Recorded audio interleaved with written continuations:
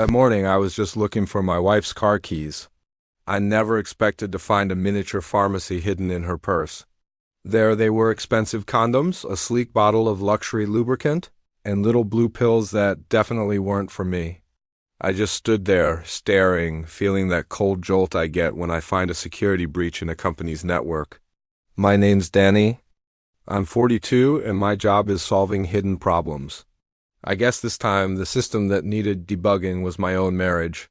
A few minutes later, Lisa breezed downstairs, dressed to kill for what she called an important client dinner.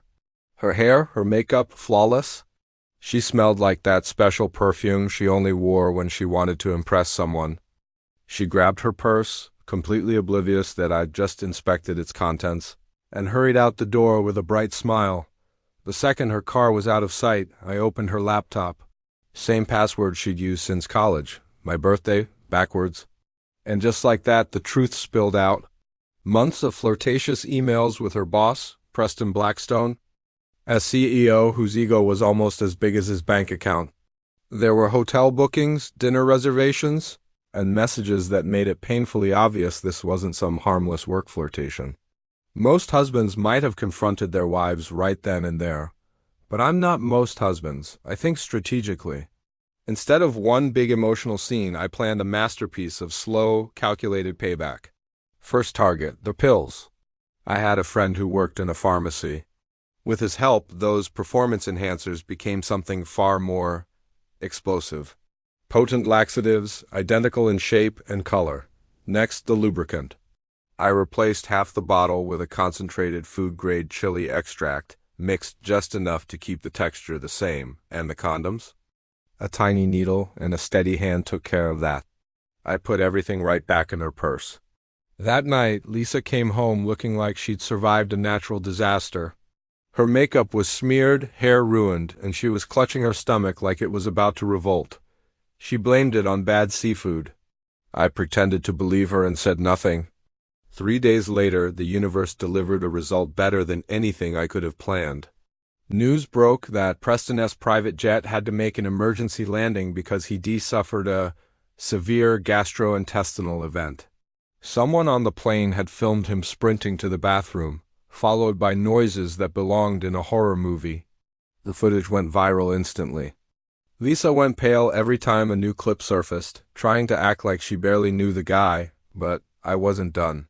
Lisa's phone had a family tracker installed, a safety feature she'd agreed to months ago. When she told me she had another client meeting, I watched her go straight to the same hotel she and Preston had been using. After an hour, I called the hotel, pretending to be from the CDC investigating a possible contamination. Within minutes, security was clearing rooms, including theirs. I watched from across the street as they stumbled out separately, both looking miserable. Lisa was walking funny, and Preston genuinely looked like he was afraid of cameras. Later, she called me, whispering in a panic, asking me to buy something to ease a burning infection. I played the concerned husband while enjoying every single second of it. Things escalated when Preston, desperate to save his image, filed a lawsuit blaming his public humiliation on sabotage. The legal documents included the exact details of his whereabouts, including every single meeting with Lisa. He might as well have signed a confession for me. I contacted my lawyer that same day and filed for divorce, along with a lawsuit against Preston for alienation of affection. All I had to do next was release a curated selection of their emails.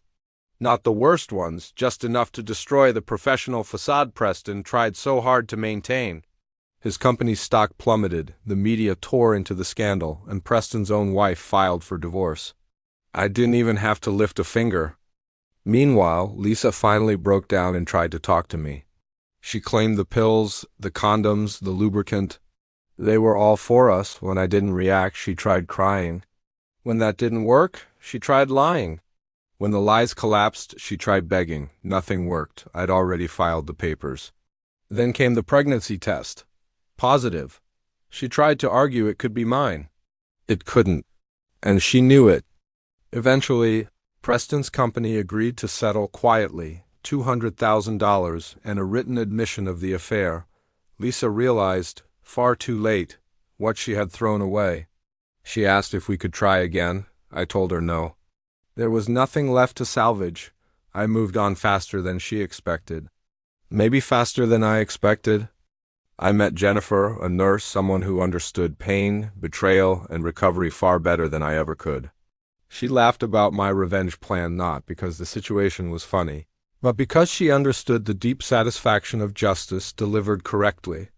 Being with her felt nothing like my life with Lisa. It felt peaceful, genuine, honest. Months later, I was at a bar with some friends when news broke that Preston S. Company had collapsed and been absorbed by a competitor. He'd lost everything: his position, his reputation, his wealth. When Lisa eventually called, she said he wanted her to move to Florida to raise their child together. I told her the truth. Men who cheat with you will eventually cheat on you. She cried, apologized again, and asked if I'd ever forgive her. Maybe someday, I said, but not now. Now, I had someone who loved me without pretending, someone who didn't compare me to anyone else, someone who didn't treat marriage like a convenience. On the ride home that night, Jennifer kissed me and asked if I was ready for our upcoming trip. I touched the ring box in my pocket and told her I'd been ready for a long, long time. Sometimes revenge isn't just about getting even. Sometimes it's about clearing away the wreckage so you can finally see what a real future looks like. And I got mine. Thanks for listening, and don't forget to like and subscribe for more stories.